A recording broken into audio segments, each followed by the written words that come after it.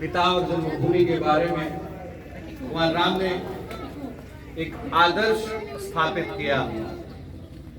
मैं पढ़ने में क्लास 8 तक ऐसे ही था, घूमता था, स्कूल कम जाता था। 9th के बाद मैंने पढ़ना शुरू किया। मैंने 10th नवोदय जब टॉप किया तो सबको लगा कि गलती तो ना हो गई बोर्ड में। फिर मेरी पढ़ाई की यात्रा शुरू हुई और 11th में आते आते मैं बीमार हुआ। ऐसा बीमार हुआ कि एक साल मैं अपना एकेडमिक्स नहीं पूरा कर पाया और 2 साल में पीछे 2 साल। फिर मैंने 12th घर ही बैठे बैठे कंप्लीट किया। फिर गया कोटा तैयारी करने।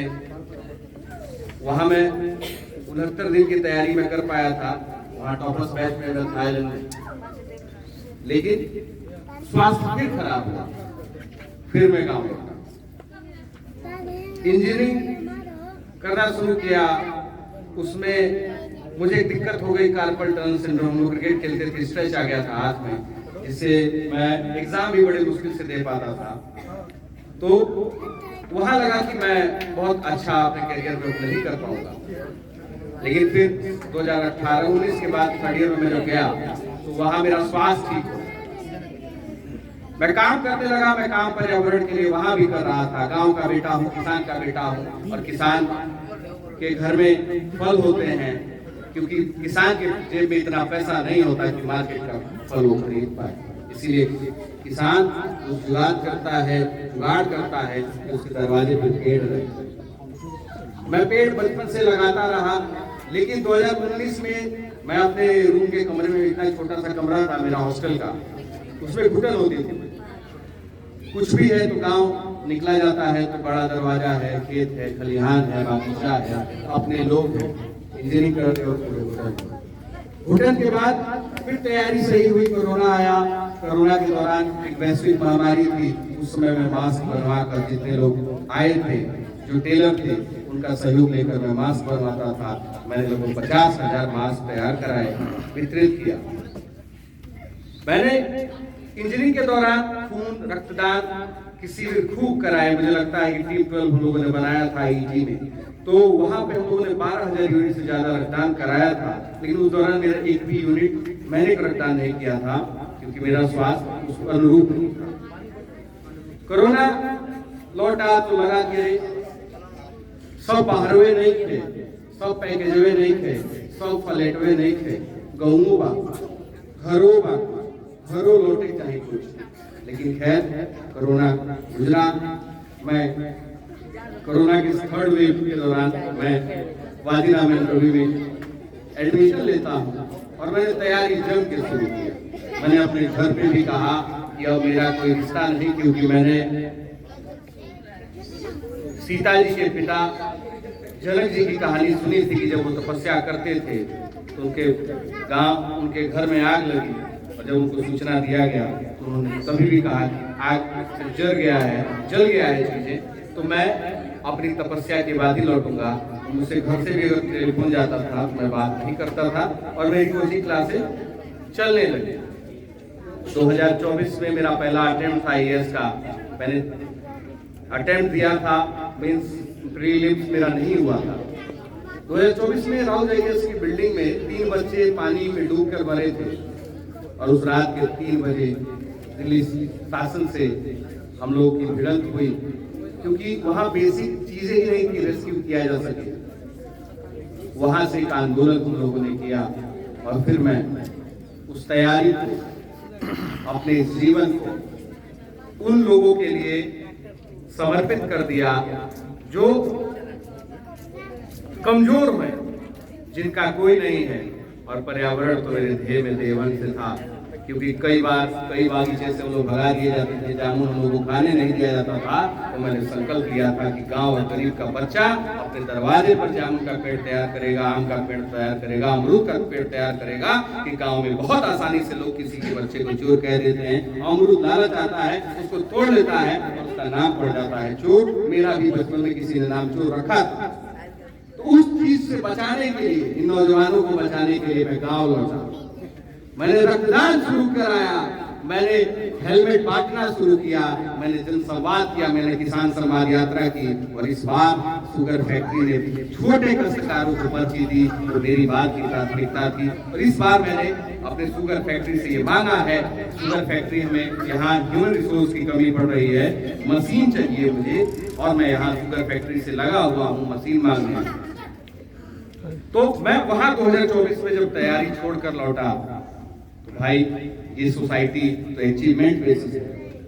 1990 से पहले जो गांव के लोग कहीं जाते ही नहीं थे और गांव में समृद्ध रह जाते थे, उससे समृद्ध परिवार का लड़का इंजीनियरिंग करके गांव लौटा था, तो परिवार के लिए भी दुख का विषय था कि भाई अब ये क्या करें। मैं गांव गांव घूमना शुरू किया, मैंने पूर्वांचल यात्रा की, मैंने किसान संवाद यात्रा की, और मैंने एक संकल्प लिया कि कभी भी कोई जाति से बड़ा नहीं होगा, इसलिए मैंने समरसता यात्रा भी की। मैंने ये विश्वास दिलाया अपने क्षेत्र, अपने जनपद और अपने देश के कई जनपदों में मैं गया, मतलब मैंने 100 जनपदों की यात्रा की है लगभग। मैं वहां और लगभग 7 लाख लोगों से मैंने संवाद किया है अब तक। सबसे एक जैसा बर्ताव ही मेरे जीवन का सिद्धांत है। कभी ना कोई बड़ा है, धर्म से कर्म से बड़ा हो सकते हैं आप जाति से बड़े कभी नहीं हो सकते। ये भ्रांति है, क्योंकि ये वाल्मीकि जी की धरती है, गौतम बुद्ध की धरती है। मैं वहां से लौटा, चीजों को सजोना शुरू किया। परिवार के लोग दुखी रहते थे कि भाई ये क्या करेगा। समाज के लोग जो क्रिटिसिज्म में करते थे, तो आज पॉजिटिव क्रिटिसिज्म गांव के बहुत कम लोग करते हैं, नेगेटिव में ज्यादा विश्वास रखते हैं। उनको लगा कि अभिसलवा खत्म हो गई। अभिसलवा ने प्लान कर लिया था, वो इंजीनियर बना तो गाँव लौटा है। अभिसलवा के सपना में यही रहे कि पूर्वांचल जो सबसे वर्सटाइल लैंड है वर्ल्ड का, यहाँ ब्रेन है,